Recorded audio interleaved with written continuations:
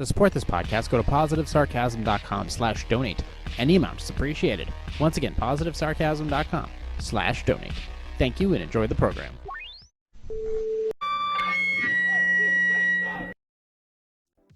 JRPositiveSarcasm.com, recorded here from the Spare Parts Studio alongside New Hampshire's beautiful seacoast.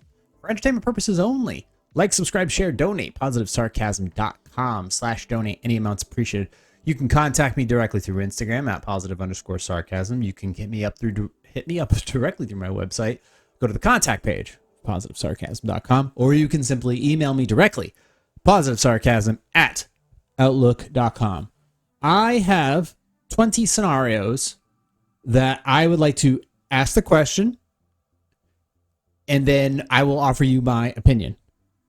So ultimately, scenarios that are real life scenarios, and ultimately everybody's different. Some people are like, I'm going to take this situation head on. I'm going to tell them the truth. Some people are going to be like, it's no big deal, or I don't want to make things uncomfortable, or this could end my friendship or relationship. And it's a question. Is there some right and wrong to it? I would think so, but ultimately, I'm just going to give you my perspective on these items because either it's happened to me or I've had to address these items and this, that, and the other thing. And and remember, I'm a person who's lived a few lives, so I've been in a lot of these situations, whether on one end of the fence or the other. So I'm only going to try to give you my opinion from a best effort perspective of if I was in a situation where I could deliver this scenario in the hopes of if somebody were to be in this scenario or approaching this scenario, it's like, okay, here's the best effort. And these are things like, look, these scenarios keep coming up because this is real life and these things still keep happening. Because you either deal with this with your friends or your coworkers or family members, and there are people out there at the end of the day that you like and you don't like, and that you disagree with and you agree with. So these scenarios are always going to pop up just because that's life. So I got 20 scenarios here, and I want to go through each of them, and then we'll wrap up today's episode. So the first one is the secret you were told. So a close friend tells you something serious and asks you not to tell anyone. You discover the secret could negatively affect someone you care about. Do you keep quiet? So obviously, if excuse me, that is such a gray area scenario. That could be so many things. Now, if a friend tells you something serious and asks you not to tell anybody, okay, then there's that scenario right there. Okay, let's say, a close friend of mine says, dude, this situation happened. Don't tell anybody, okay? All right, done. Wrap it up. Next. That's the black and white scenario, though. The gray scenario is you discover the secret could negatively affect someone you care about. Do you keep quiet? All right. So we are in a situation where, all right, let's say it's friend A. No, it's a close friend. So close friend A, asks you not to tell anyone. You discover the secret could negatively affect someone you care about. All right, somebody you care about. On what level? Like, is this the friend's spouse? Is this the friend's... Okay, let's put it in that perspective. It's somebody you care about. All right, if it's in a... Let's say it's a relationship. We have to put it in a real-world scenario here. This is a real-world scenario, but it doesn't give you the context of which we want to add that. So let's say it's a close friend, and they're seeing somebody like your sister or something, and it's regarding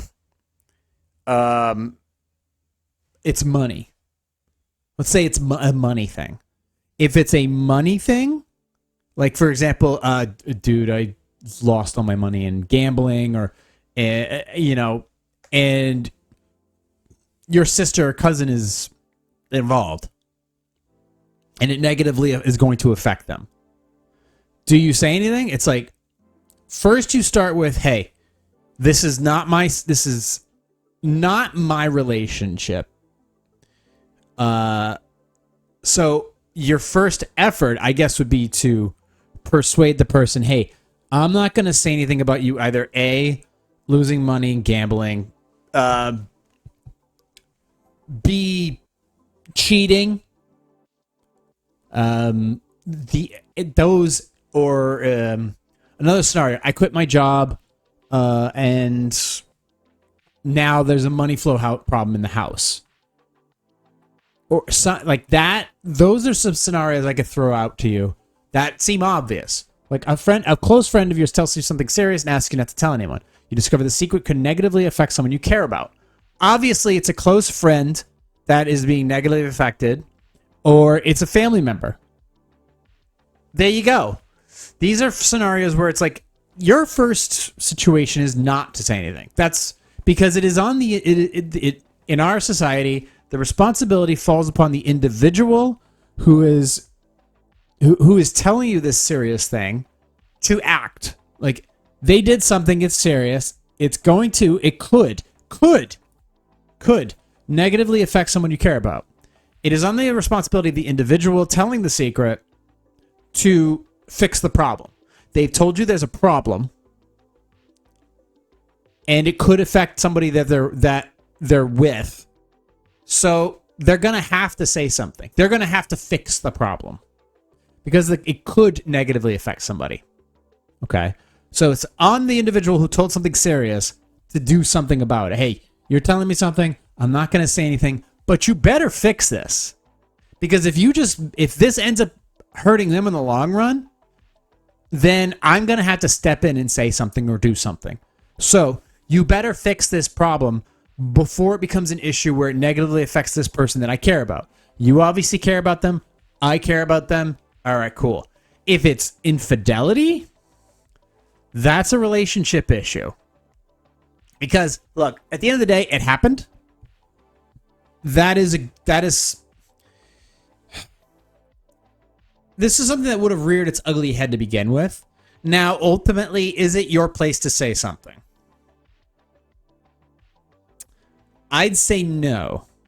If it was infidelity, even if it was your sister or brother or close friend, like I said, in the beginning, it's not your place to say anything.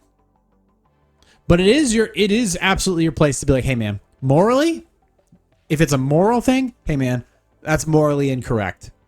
And it could ultimately end your friendship, your close friendship with this person. Because obviously you didn't know them as well as you thought you did. But they still have the chance to make it right because people do make mistakes or they do dumb stuff. Or really, like, they made a choice. They made a decision to do this. So they have the responsibility as the person in the relationship to either make it right, confess, do whatever. So it starts with them. So initially, you don't say anything. If it ends up being where somebody's going to get physically hurt, or somebody's going to get physically drained of cash, or it's going to get them evicted, or something that ultimately is going to leave them destitute, you leave a small window of opportunity, okay? But you stand by that rule. Like, you don't say anything. If you see immediate danger, then you have an obligation to step in. It's somebody who can negatively affect someone you care about. So that is ultimately, you start with not saying anything because you were asked not to. You were asked not to. But the person who could negatively impact that other person needs to step up and do something, and you need to give them a window of correction, a window of time of correction. And that's what you said in the beginning. Be like, listen, I'm not going to say anything right now, but you got a week to figure this out. You're telling me this because you care about me. All right, well, I care about you too, but I also care about this person, and you need to make it right in any way, shape, or form that you can. Because if this does this, then this, if A doesn't happen, and then B takes effect, then C, D, and E are going to take place, and I'm going to be a piece of shit if I don't say anything or don't do anything to help. So I'm going to stand by because ultimately this is your problem, but you need to figure it out. And that's where I would stay on that. Like, stay out of it in the beginning if it's not egregious. Like, I don't know, you spent all of this month's rent on porn or something. Ultimately, and now if you don't pay rent, you could face eviction. That's a big deal. You got a week to figure that out. Otherwise, you're going to have to step in and be like, listen, this person that you trust with the roof over your head and things like that, they fucked up. And now I got to step in and fix the problem. After that, it's on them. Be like, dude, you didn't. I told you, you got a week to figure this out. You screwed up, not me. So that's scenario A. Like, that's a toughie. Oh, don't do. There's always that. They asked you not to tell. If it's something egregious, you have to give them a timeline. You give people a chance to do the right thing before you take it upon yourself to be virtuous. Let them try to fix the problem first. But hopefully, by them trying to fix the problem, they don't create more problems. If they have a clear solution, a clear path to a solution, let them resolve it. Give the individual a chance to fix it, to make things right before you step in. Scenario number 2, workplace credit. Okay.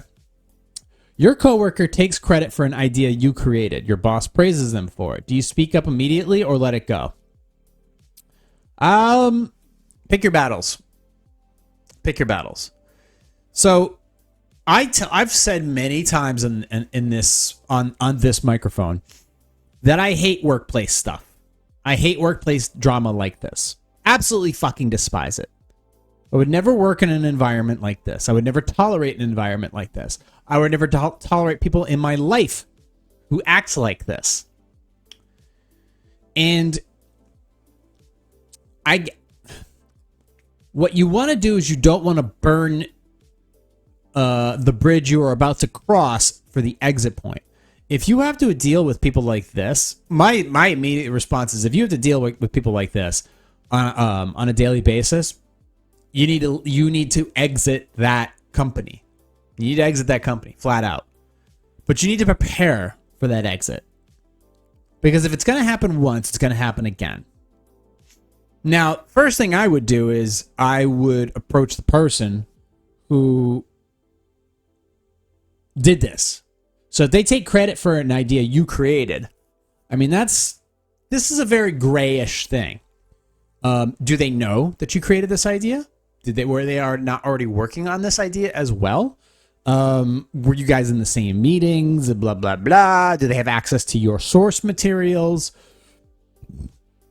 Well, let's say they do. Let's say they know exactly. Let's just say they know you created it, this idea. You've been working on this, and then they come in like the villain. I think it's the antagonist from Grandma's Boy, that movie with Nick Swartzen in it, where he steals the video game idea from the main character and poses it as his own. He said that's my game, and he challenges him to it. Now, do you step up immediately and say, no, you don't. You don't. You make sure you have the source material to back up your claim. Because lying in a job, that's a fireable offense. Ultimately, if somebody takes your idea and poses it off as on their own, and then you go, hold on a second, this whole thing that he just brought up, this is all the source material.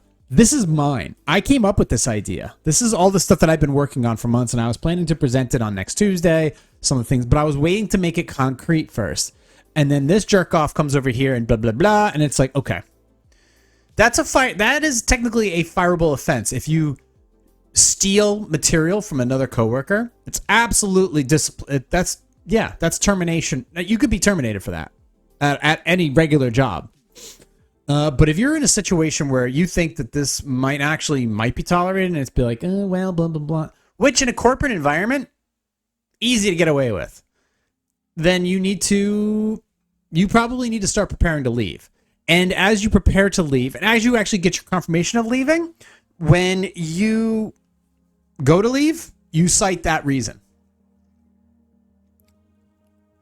And another thing, and if they say to you, well, why didn't you tell us about this to begin with? Be like, you can ultimately, if you feel, I've honestly, from everything that I've seen, you never have my back. You probably wouldn't have done anything about it, even though I had the source material. So quite frankly, this seems to be like an environment that allows and almost gives praise to those who just do things like this.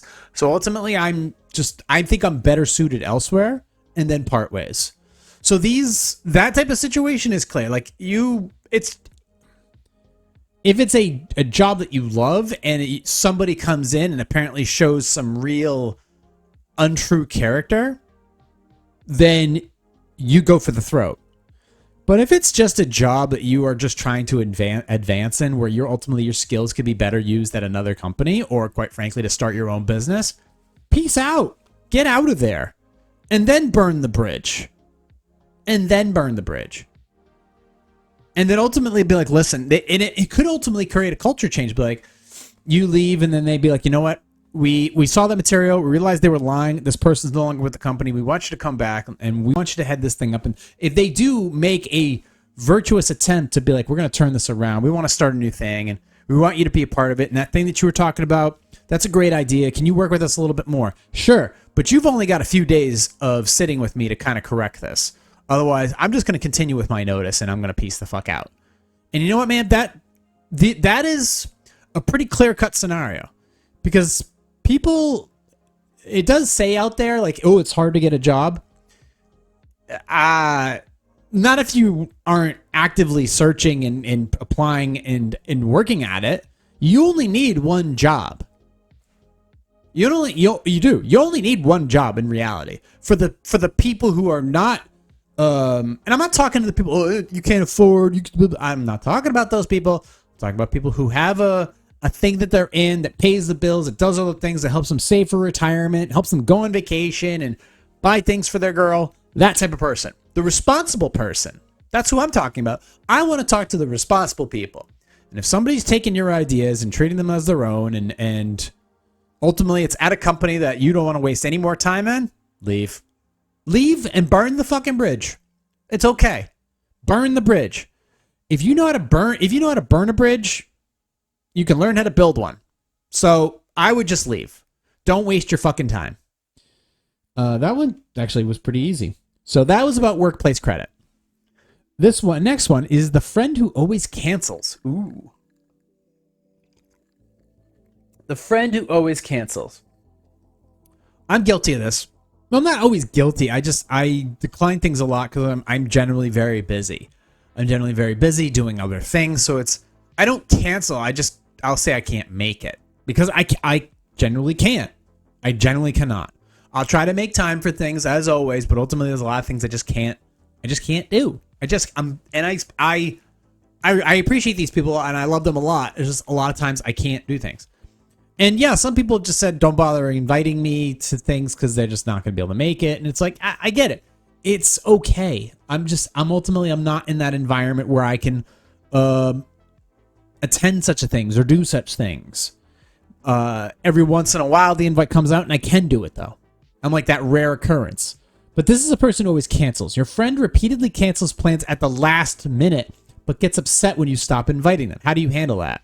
This one is so black and white. Your friend cancels the plans at the last minute, but gets upset when you stop inviting them. How do you handle it? Simple. You always cancel at the last minute.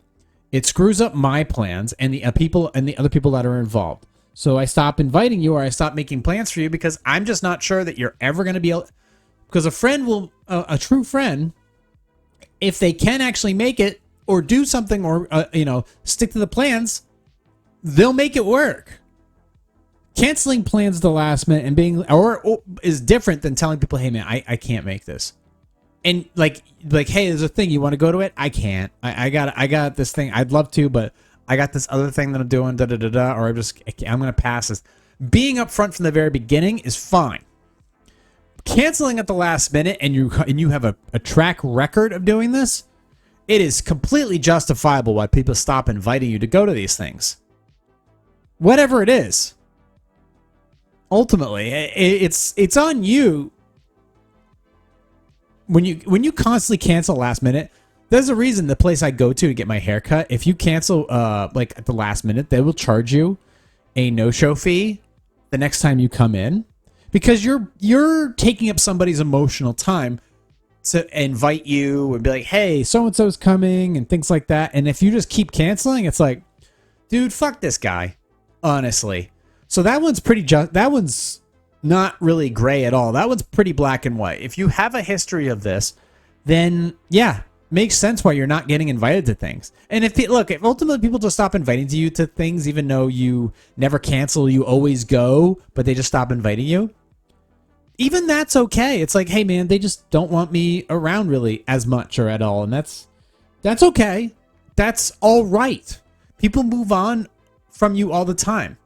And it's not their fault. They just prefer different people for this stage in their life. And you know what? Hey, man, you just got to let them live their lives with the friends that they currently have or the family that they currently have. And that's okay. And maybe you'll reconnect at some point. Maybe you won't. But it's okay. They were your friends for a period of time. And then they decided to move into a different realm. And you got to accept that and celebrate them for it. Not celebrate them, but, hey, man, go. It's all right. You do your thing. It's totally okay. And you go from there. Maybe you'll reconnect at some point. But canceling at the last minute, shitty thing to do. Here's the next scenario. The unexpected money.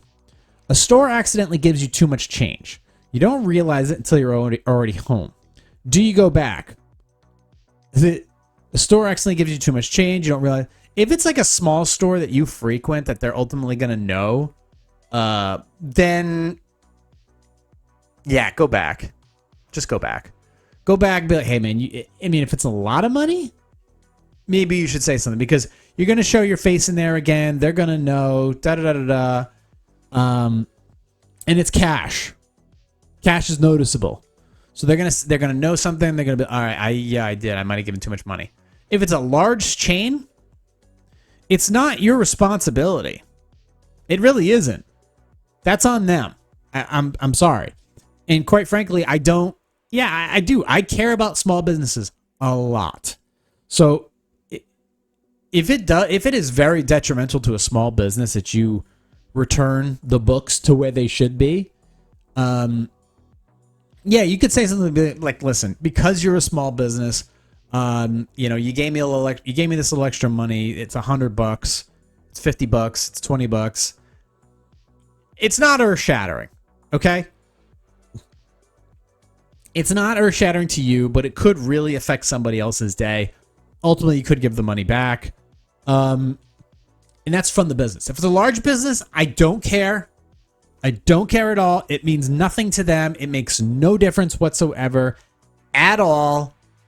It's just ultimately it's just a capital loss, and they move on with their day. And for you, it's a little something to it's a sign from God to tell you, hey, do something valuable with this money, invest it, give it to charity, do something of proper value with it. So my answer is large scale, keep it. Small scale, return it. The group chat. Someone accidentally sends a private message about you into the group chat. Everyone sees it. Do you confront them? Yup. Sure do. You're in the group chat. So everyone sees it. You're in the group chat. They send a private message in the group chat. Well, now it's in the group chat. Everyone sees it, and so do you. Yeah. My first response is, yeah. What up, dude? Why would you say that? This one's easy. The group chat. Now, everyone sees it. What do? Do you send some? You have two options. It's up to you how you want to respond. Do you want to call them out in the group chat, or do you want to say something privately? That's up to you. Ultimately, people who talk shit about you behind your back, and you find out about it, let's put it this way. Let's shrink it down even more. Somebody talks shit about you, and you find out, and you verify it's legit, and it's somebody that you're close with, bring it up right away. The item needs to be corrected. That behavior can't stand. That behavior can't. Otherwise, you're going to be around these people that like get-togethers and stuff, and you're going to invite them to your wedding or something, and it's like, hold on. Pump the brakes. We got to have a chat first. In a group chat, it's 100% go. How you decide to handle it is up to you as far as the two options. You can confront it in the group chat, or two, you can address it privately. But either way, you're going to address it. Yes, you are going to confront them about it. So that's the group chat. You know what, I'll be honest with you. The first two, had to navigate the waters a little bit, but these next ones, they've been super easy. Don't worry, I'm sure the next one's going to throw me for a loop. By the way, if you want to support this podcast, go to positivesarcasm.com/donate. Any amounts appreciated. The family favor. A family member asks you to lie for them to avoid a major argument. What would you do? Or would you do it? Asks you to lie for them to avoid a major argument. Well, lie for them. I don't like that. So I don't like this. I don't like this. So there's flat out lying, and then there's omission. So omission might be the better way out of this. When it comes to family, I understand that sometimes there's strain and things like that. If it's a family gathering, you could be like, I'm just not going to say anything. I'm just not going to get involved. That's one thing. Somebody mentions something, be like, dude, I'm not involved.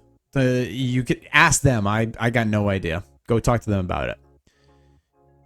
Ultimately, it's still, whether it's family or not, it's on somebody else to really, it's on that person who asked you to lie for them to solve this issue. Okay? Because if something else, if it's going to drag you down, you have every right to pull the parachute and call bullshit on the whole thing. I don't like lying for people. I don't like lying in general. I really don't. Sometimes I do powder the truth, but ultimately I try to get to the truth. If something's going to take a couple weeks, it's like, it's going to take a little bit. Give me some time. I'll get this sorted out. But ultimately, you're trying to get to a proper resolution where the truth is delivered, where the results are delivered, where the product is delivered. All right? I don't like making a habit of it. When it comes to family, I don't lie for people. All right? I just don't. I don't waste my time with it. It's be like, hey man, I'll just tell people I can't make it.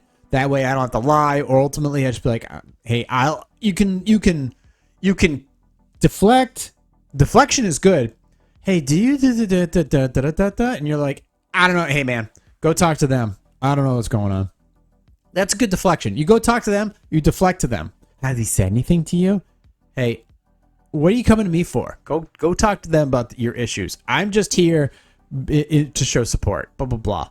You can deflect, and ultimately the family favor falls a lot under the guise of the secret you were told. Close friend tells you something serious, asks you not to tell anybody. That falls under the family favor. The family favor to lie. Ultimately, you have a window of opportunity to correct the issue, and then after that, you need to pull the ripcord. So it falls along those lines. And the scenarios, obviously, that one is very broad in its scope. Family member asks you to lie for him. But if in certain scenarios, you basically would pair this with the first question that was already posed, or the first scenario that was already posed, with the secret you were told.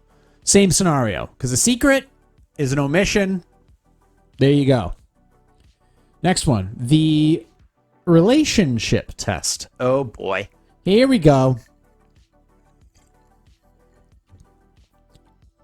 You discover your partner's friend is flirting with them, but your partner hasn't mentioned it. Do you tell your partner? Yep. You absolutely fucking catch that head on. Do you tell your partner? Yeah, you do. Yeah, you fucking do. And you keep an eye on it. And here's the thing. This is where you follow behavior patterns. Okay? Now, am I in this scenario? Nope. I am not in this scenario at all. Thank God I have nothing to fucking worry about. Because if I did, there would be a problem. And that is that. Thank fucking Christ, I am not in this scenario at all. I have no concerns about this scenario. I understand that people flirt. I understand that people flirt with her because she's fucking hot, and that's just how it is. But ultimately, how much do you tolerate that flirtiness as the person who's being flirted with? If they tell you, I appreciate the hell out of them. Cool. If it was like a one-time thing, okay. But in this situation, your partner, you discover your partner's friend is flirting with them, but your partner hasn't mentioned it. If you have concrete evidence, yeah, you can go right to the source. Be like, dude, what is this? Why are you disrespecting me like that?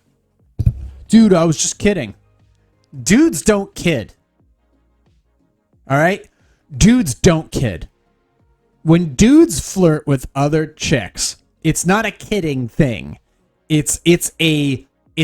Ultimately you're trying to dig a path. All right? You're building a pathway is what you're doing. That's what that is. All right? There's people, when dudes do it or chicks do it, innocent flirtation is one thing. There are ways to go about it, and then there's ways like it's just flat out. All right. Now I understand that you don't want to be like the jealous spouse or something like that. But if you're in this scenario, the scenario says you discover your partner's friend is flirting with them. Is your partner responding back in a flirtatious manner? If that's it, you've got a much bigger problem, a much bigger issue that needs to be addressed and handled. And when I say handled, I mean handled, because that's a trust issue. That is a foundational issue that needs to be addressed. All right. And that's a whole different thing. That requires some type of action.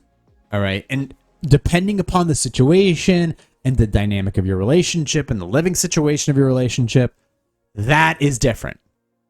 That difference, but ultimately, actions have to be taken, whether it's investigative actions, confrontational actions, relationship actions. Something has to be done.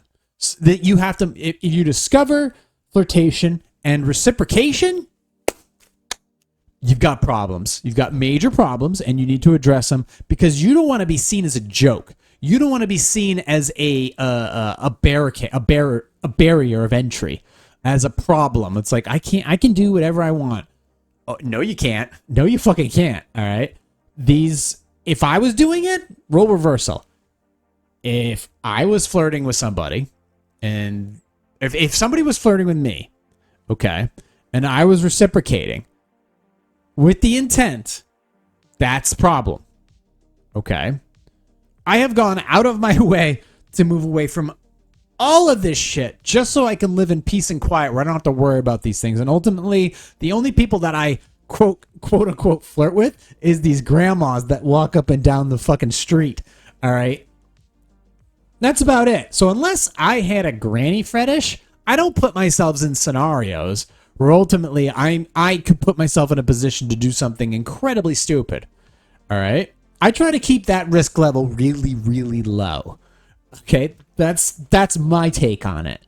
So if I was doing this and they found out about it, let's see, the flirting with them, if they were flirting with me and my partner partner hasn't mentioned it, do you tell it? Yeah. Do you tell your partner? You could. You gotta tell your partner, or you can go after the person doing the flirting. Now, if they're not mentioning it, what this piece right here doesn't mention is reciprocation. The reciprocation is a key thing. Like if they flirt and they don't give a response, that's different. Then you don't go after your spouse like that. Your partner, per se. Boyfriend, girlfriend, fiance, marriage, whatever. That's different. If there's no reciprocation, no actual reciprocation, then investigation is minimal. If there's reciprocation, you're a whole nother pit of shit that you need to sort out. But you need to do it correctly. You need to do it as an investigative journalist or a PI Don't do it with emotion. You deal with the emotions later, because ultimately, if you do deal with emotions first, I understand. It's like, oh my God, my world is crumbling. It's like, hold on. Your world's intact. All right. Your world's intact. It's just the foundation of a relationship may be in question. So then there's something to, then you ultimately be like, okay, there is circumstantial evidence A. I need to back that up with this stuff and basically do a little research and see if there's something else behind it. If hours change all of a sudden and you see this flirtation, if somebody's not coming home in a timely manner, they're going out late, staying out late, blah, blah, blah, things like that. All right. Then it's time to call bullshit.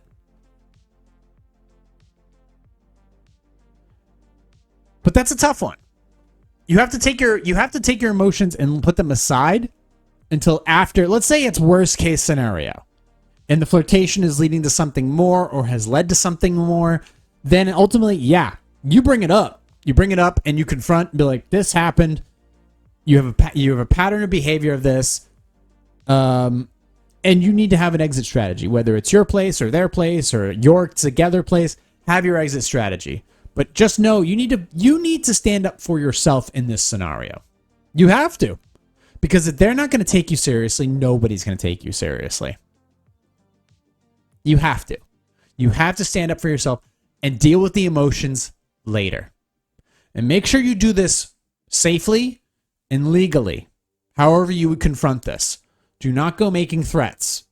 Do not go making threats. Do not get yourself in trouble. Let's move on to the next one. That was a good one. It was a tough one. The forgotten birthday. Who gives a shit? You know how many birthdays I forget all the fucking time? I don't remember people's birthdays at all. I don't even remember my own. I don't even celebrate my own. I don't even care. I just don't. I'm just one of those people who doesn't give a shit about birthdays. Every once in a while, I might stumble upon them. Like, I don't pay attention to timelines or anything like that. Thank you for the birthday wishes, everybody. I don't fucking care. I don't care about that shit. If I stumble upon it and I notice it and there's something I can do about it, great. Other than that, I just don't give a fuck. Because I don't demand or expect anybody to recognize my birthday. I don't.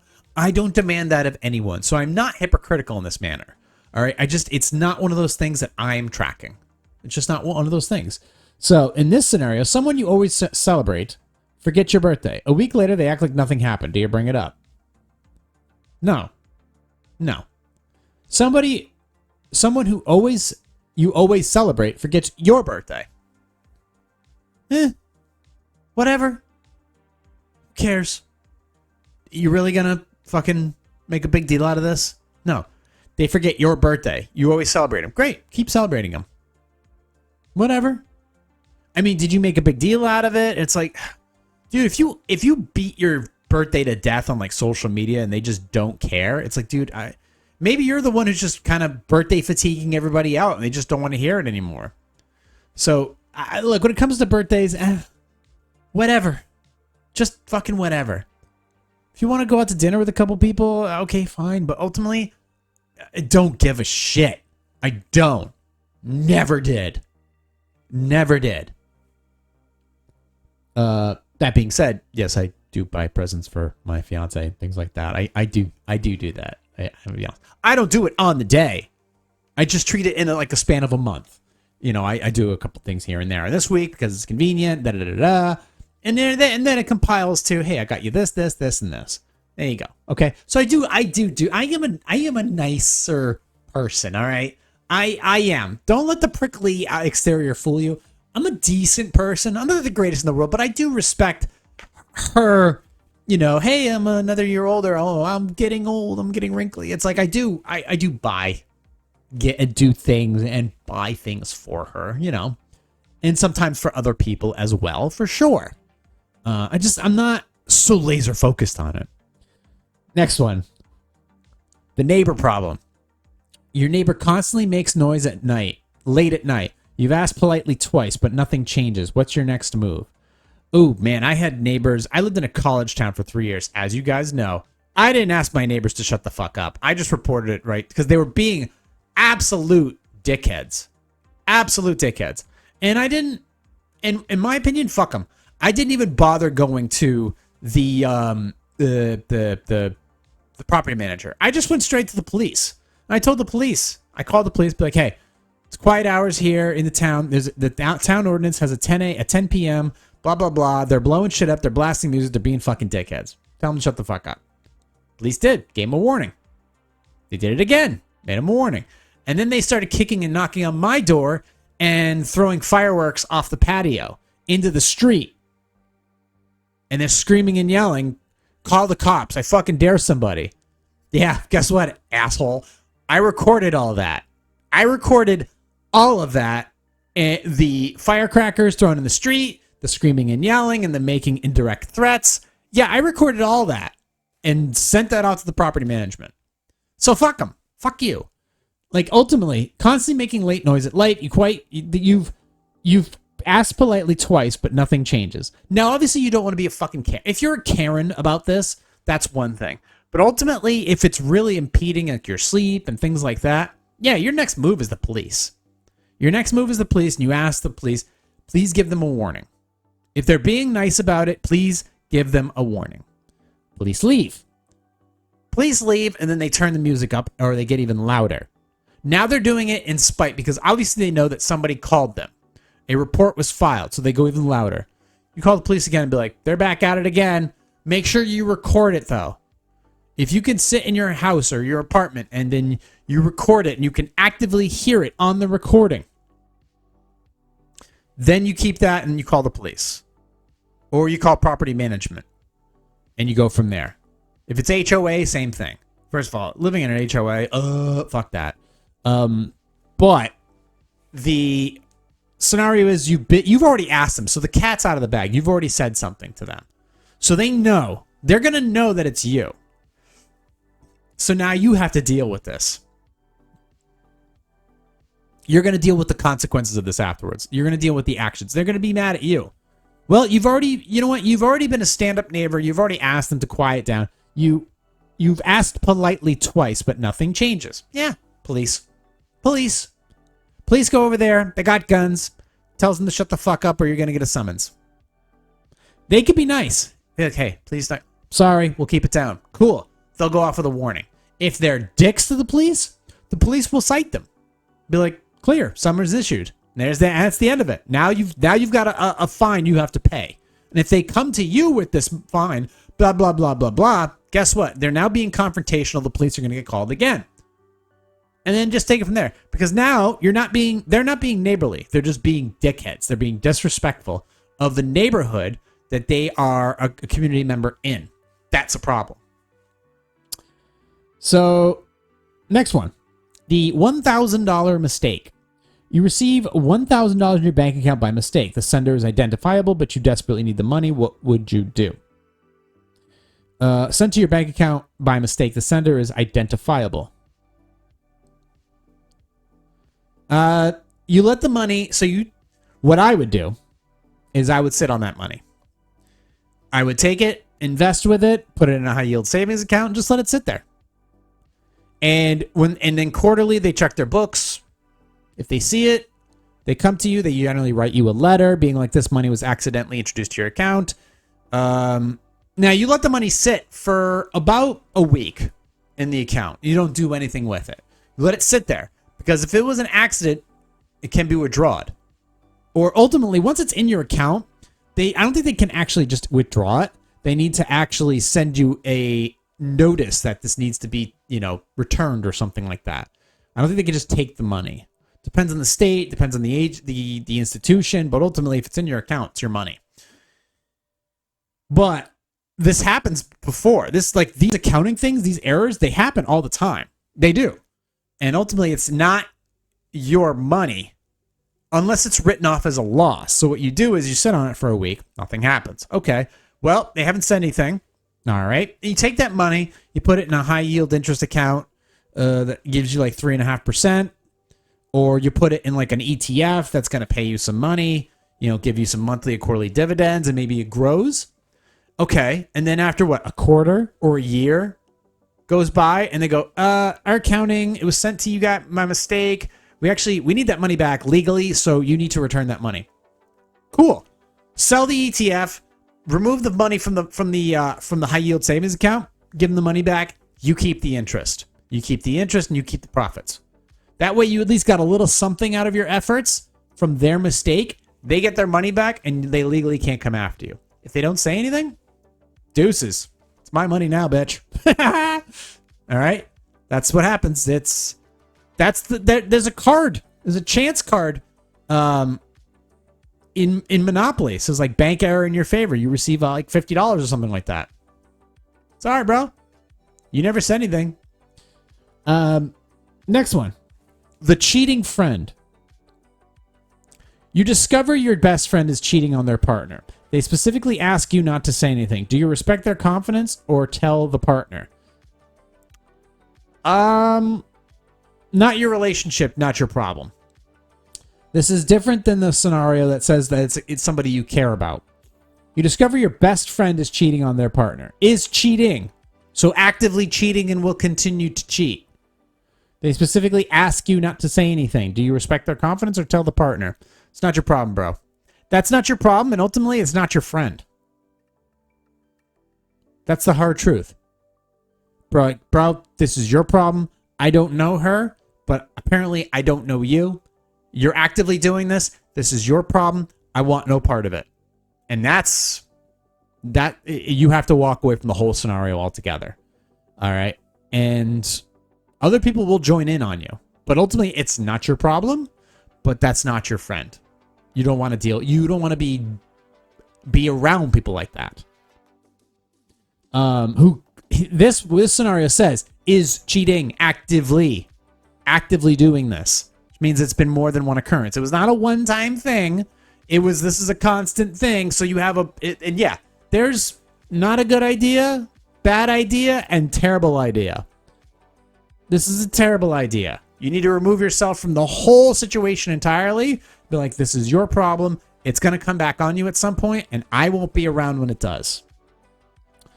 The wedding invitation. Oh, boy. Let's get after this one. Sip of water. Excuse me. Someone you used to be very close with invites you to their wedding, but you haven't spoken in years. You suspect they only invited you because they want a gift. Do you go? Yeah. Fuck it. I love weddings. Of course you go. Someone you haven't spoken to in years invites you to a wedding. Yeah, bro, people like split up, or they fall apart for a while, and then, I mean, gifts at a wedding are customary, first of all. They're taking time out of their day to make wedding plans, get you food, get you booze, a lot of them, complimentary booze, complimentary food, complimentary night out for a fun evening, things like that. And this is if somebody you used to be very close with invites you to a wedding. You haven't spoken in years. Yeah, go. Bring a little gift. It's fine. Or you know what? The best gift, and which is what I'm going to be asking for, no gifts. I don't need anything. First of all, I don't need anything. I don't. I have everything that I need. I have a beautiful roof over my head, a beautiful woman by my side, the most amazing dog in the world, who is my best friend, who's with me 24/7, by the way. 24/7. There's nowhere I don't go where he probably is. I mean, yeah, basically 24 hours a day, he's with me. I mean, when I go into the gym, obviously he hangs out in the car and sleeps. I have a rule though. Anything above 80 degrees, about 81, 82, I bring him home first so he can be cool and relaxed. I don't want him heating up in the car. That's not right. So, yeah. So I work on that. But ultimately, yeah, I don't take chances with that. But here's the thing. Only inviting you because I don't want gifts. Give me cash. We'll do an old Italian style wedding where people just show up and they give you cash. They give you cash, they write you a check, things like that. That's perfect. So just do that. Show up to the wedding, have a good time. Maybe you reconnect about a bunch of things. That's okay. Go. Yeah, you go. You go. You have a good time. Maybe even if the destination wedding, honey, we're taking a vacation. Go. Maybe there's a reason you can justify getting on a plane and going somewhere. Have a good time. Bring a little gift, nothing crazy. Maybe you throw $100 in a check, a little envelope. Haven't seen you in years. I know this wedding was expensive. Hope this money helps. Congratulations. Da-da-da-da. Go. Have a good time. That one was easy. I thought that one was going to be spicier. Did I read that right, though? Someone used to be very close with, invites you to their wedding, but you haven't spoken in years. That's it. You only suspect. You suspect they only. Why would you suspect that? Why? First of all, that's not correct. You suspect they only invited you because they want a gift. I don't know. No, I don't suspect that. Why would I suspect that? If they haven't spoken to me in years, why would they give a shit about whether I bring a gift or not? That doesn't pan out to me. It doesn't. I don't suspect that at all. I don't. I wouldn't, and I don't care. And even if they did want a gift out of me, great. Here's a check. I haven't seen you in years, but I'm sure you paid a lot for this thing. Here's a little money to help out. Appreciate you. You're good. You're done. And you have a fun night at the wedding. All right, next up, the job offer. Your friend recommends you for a job, but during the interview, you realize you're significantly more qualified than they are. The company offers you the position your friend wanted. Do you accept? Your friend recommends you for a job, but during the interview, you realize you're significantly more qualified than they are. The company offers you the position your friend wanted. Do you accept? Talk to your friend. The company offers you the position your friend wanted. Do you accept? Talk to your friend. If this is your friend, you talk to them first, and you come up with something. You're significantly overqualified. You're significantly more qualified than they are, but are you qualified for the position? Yes, obviously, considering that they offered you the job. You talk to your friend. You don't just take the job. You talk to your friend. Now, your friend recommended you for the job. That's the thing. Your friend recommended you for the job. I appreciate that. They are offering me the job over you. But they didn't say in the thing that your friend recommended you for a job they were also applying for? Is that? Huh? First of all, if your friend recommended you the job, hey man, you recommended for this job. Do you think I should? No, I want that job. Okay, fine. Fuck it. I don't need it. Go find another job. Is it worth ruining a friendship over? I don't know, man. Maybe they really need that job. And sure, maybe you need that job too. But that's why you talk to your friend first. Talk to your friend and see where the clarification needs to be. Come up with a resolution. They did recommend you for the job, yes. But ultimately, are they still applying? They're also applying for it. Well, you can be like, listen, let me talk to the agency and see what they thought of you. I mean, you could talk to me like, listen, I really like this job. I'm thinking about accepting it. However, my friend did recommend me for this job. He's also applying for the job. Was he also considered for the role, or was he ultimately decided you were looking for other candidates and they just didn't fit the role? What were you planning to do? They may be able to tell you. Sometimes they can't. But if they say no, they weren't considered for the role. Okay, thank you. I will be in touch. And then you reach out to your friend and be like, hey, they actually didn't consider you for the position at all. Be a friend to your friend and tell them the truth. But you can start by having the conversation with them, and these are some of the routes that you can take. But if the job isn't that important to you, don't take it. Fuck it. Let them take it. If they actually were considered for it as a secondary, then all right, have that conversation. But either way, I laid out some scenarios for you on that one. The ex's new relationship. You know your ex's new partner is being... Wait, hold on a second. Hold on. I'm going to back up here. I'm going to mentally prepare myself for this question. The ex's new relationship. You know your ex's new partner is being lied to about something important. You could warn them, but doing so might reopen old wounds. Do you get involved? Emphatically no. Ex, bye, see ya.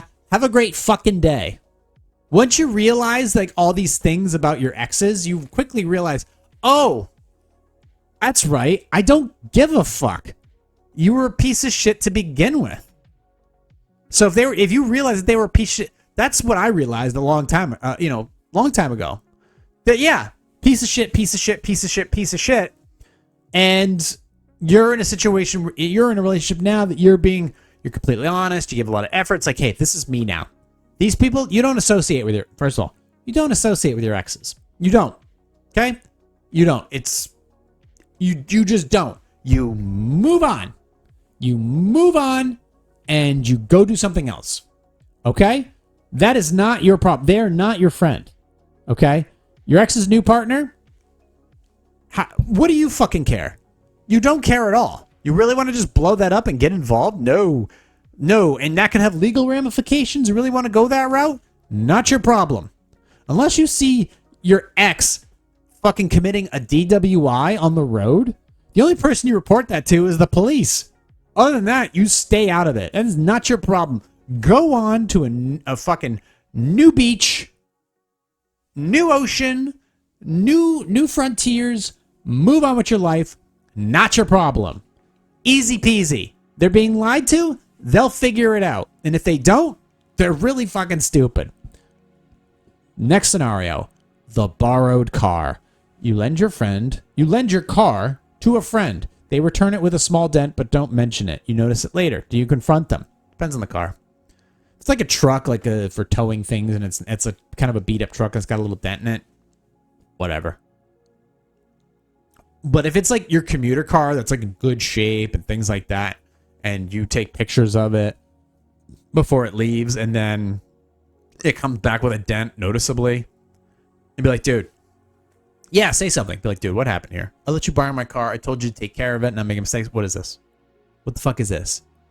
Be like, and they let them be honest about it. Be like, yeah, dude, this happened. All right, what do we want to do about this? Okay, we're friends. We're friends. What do you want to do about this? Okay? If they lie to you, that's not your friend. If they say, I don't know what happened, be like, listen, man, I got pictures. What do you want to do about this? I take pictures of the car so that I can keep track of it. What do you want to do about this? You got pictures, they lie about it, you got bigger problems. But yeah, you got to say something. It's your car. The value of your car is going to drop due to the damage that's on it. All right? And it's also on you for letting your friend borrow that car, where you could just maybe give them some money to rent a car for a couple weeks or something like that. Let them do that. There's other ways of doing that than putting your assets in the line of fire. There's better ways to handle this and cheaper ways to handle this. But yeah, you got to get involved if the value of the car and the cleanliness of the car is at a certain threshold. Yeah, you have to protect your assets, buddy. It's like if you let somebody hang out in your house dude, crash on the couch for a week, and they trash the fucking place. Yeah, you're gonna say something. You're absolutely gonna say something. Family dinner. At a family gathering, someone makes a hurtful comment about another family member who isn't there. Everyone stays quiet. Do you speak up? Oh boy. Everyone stays quiet. You know, when shit like this happens in like family gatherings or something, I actually just stop going. In situations, I just don't go to things that are uncomfortable. I don't go to things that are ultimately just going to be a poking and prodding competition. People are not nice to each other. They're backstabby to each other. They make shitty comments to each other. They make, just make situations uncomfortable. I just don't go to uncomfortable situations. I just don't need to. It's not worth my time and effort and energy. I fucking don't. I don't have to do anything. I really don't have to. So ultimately you can say, you can speak up, and it'd be okay if you did. A hurtful comment, yeah, you could probably say something, or you could just excuse yourself from further get-togethers and be like, listen, you guys figure this out. Otherwise, I'm just going to kind of stay away from the family for a while, because this isn't fun for me. So you guys need to patch this up and figure it out. The dream job. Next scenario. You get your dream job, but accepting it means moving across the country and leaving your partner behind. Your partner doesn't want you to move. What do you choose? That's up to you. That's up to you. How much what your partner doesn't want you to move. How much value do you have in your partner? So it's your dream job. You think it's your dream job, though. You think it's your dream job. If it is true, it depends on how much you think it truly is your dream job versus how much do you care about your partner. Look, there are obviously you people have done it, and I respect it that they want to move on with their careers or things like that.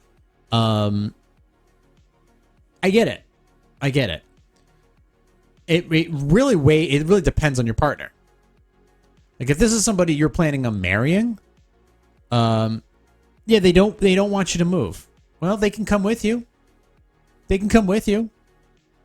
But it really depends. It really depends on this. It's not a clear-cut one, and understandably so. How much stake do you have in your partner? And is this truly your dream job? And you have to weigh out those factors. Moving on. The friend's bad business idea. Your friend is about to invest their life savings into a business you strongly believe will fail. They've asked you for your honest opinion. How brutally honest are you? You tell them the truth. You tell them there's a major risk. I don't see the potential in it. This is just my opinion. I support you however you choose to go. All right? And if it does work out, I'll be the first one to tell you, hey, man, you were right. You're taking a risk. I don't believe it works, but however, I don't see the vision that you do. Like, I don't have the vision that you have in your head. And you truly have something worked out. Okay? So, I get it. I don't think it's going to work. But, hey, man, that's just me. So, are you brutally honest with them? No, you're not brutally honest. That's called being blunt. But you could say, I don't see it. You know, maybe you can explain it to me a little bit more. I'm not seeing it. And ultimately, if you just don't see it, be like, I don't see it, man. But hey, if you're going to do it, man, just fucking go full throttle. Go full throttle. People have done crazier with less. And if you do pull it off, dude, this would be, if you pull and that's the last thing you say.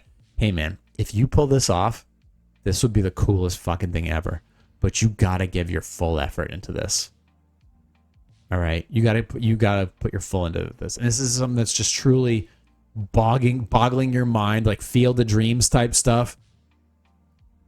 You got to go for it. Don't worry about what I'm thinking. Just if you truly believe that you have the ability to pull this off, dude, I'll be right there. I'll be right there at the end supporting you.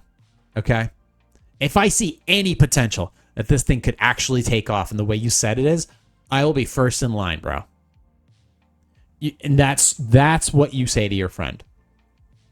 If you have skepticism, say it.